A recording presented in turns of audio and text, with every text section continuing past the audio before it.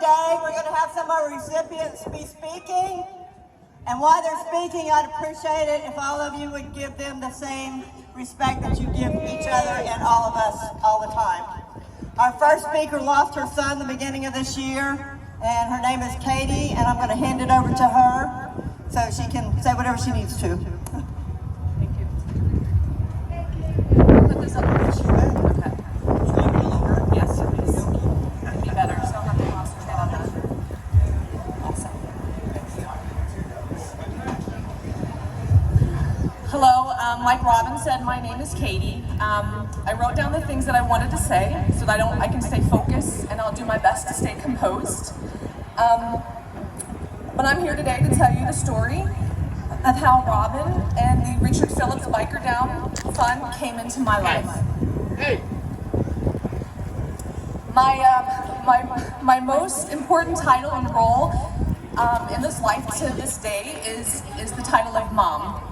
I have 3 amazing boys. They're beautiful. My oldest is Alec, who just turned 26. Diego is 22, almost 23, and my little but not so little Zachary is 14. But I'm here today to talk about my beautiful son, Alec.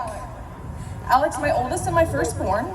Alec has always been my seeker of thrill and adventure. And Alec loved to ride his motorcycle. He used to tell me that would make him feel alive, and I know it did. I believed him. At a young age, Alec always had the dream of joining the military. He never wavered from that goal. When he was younger, he joined the Civil Air Patrol, and in middle school, he convinced me to send him to Florida Air Academy, which is a military preparatory school here in Melbourne. Alec's younger brother later followed him to FAA and graduated there since the 8th grade. After Alec graduated, he did what he said he was going to do. He joined the service. I had only envisioned that he would join the Air Force, but the Marine Corps stole him. Semper Fi. I was so scared, but once he signed, I was in full support and a total Marine mom. Diego would follow in his currently active duty reconnaissance. Alec went into infantry and was a mortarman. But shortly into Alec's military career, there was a training accident and a mortar round went off prematurely and left Alec's right hand seriously damaged. All of the fingers on Alec's right hand were fully or partially amputated, and his thumb was wrecked. Even though they were able to save his thumb, he never got the full use of his right hand back, but it never stopped Alec. He learned how to shoot left-handed, he was rock climbing, he never stopped riding his motorcycle, and he just continued to do everything that he always did. Alec also sustained a traumatic brain injury, or a TBI, that was evident early on, but post-traumatic epilepsy showed up several years later. So after his hand was recovered and he was adjusting to his military career ending, seizures then dominated his life. He went through what was not bad enough, but epilepsy would prove to be otherwise. Alec was experiencing full-blown loss of consciousness, tonic-clonic seizures, but Alec managed and was able to gain seizure control with medication and therapy for implanted brain stimulators. And he was getting back to something of a peaceful and normal life. In May, Alec purchased his first home 2 miles away from me. He was going back to school at Eastern Florida State. He had just come back from a 3-week trip in Colorado where he was visiting his dad, his stepmom, and his other brothers. He went snowboarding, did a mountain camping adventure with a friend.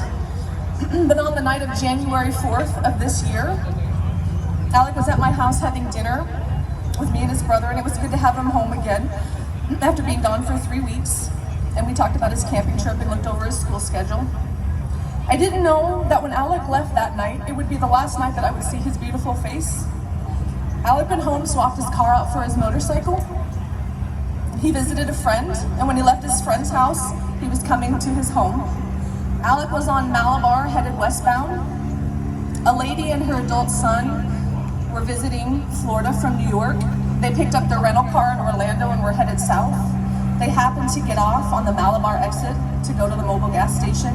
The gas station was closed, so she crossed over 3 lanes of traffic to get into the left lane, and that's where she met Alec. She didn't see Alec on his motorcycle, but Alec did see her. There was 130 feet of skid marks, and Alec died instantly that night.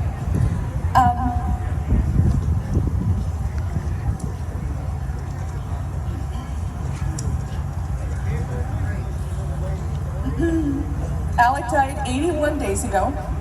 He was non-responsive, and all the life-saving efforts on Malabar Road and the ambulance and at the hospital did nothing to save Alec. Alec died on January 4th, 2021, and so did a piece of me.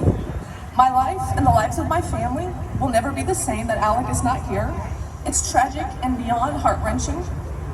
That is why and how the Richard Phillips Biker Down Fund came into my life. Robin showed up at my house on January 7th and presented me a check.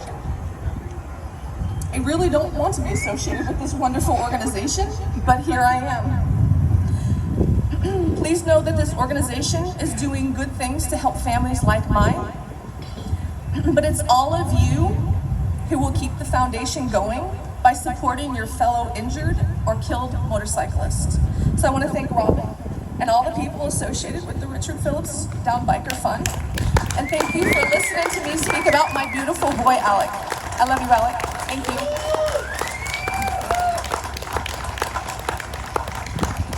We have two more people that want to go ahead and speak now because they're worried about what they might not be able to do later. So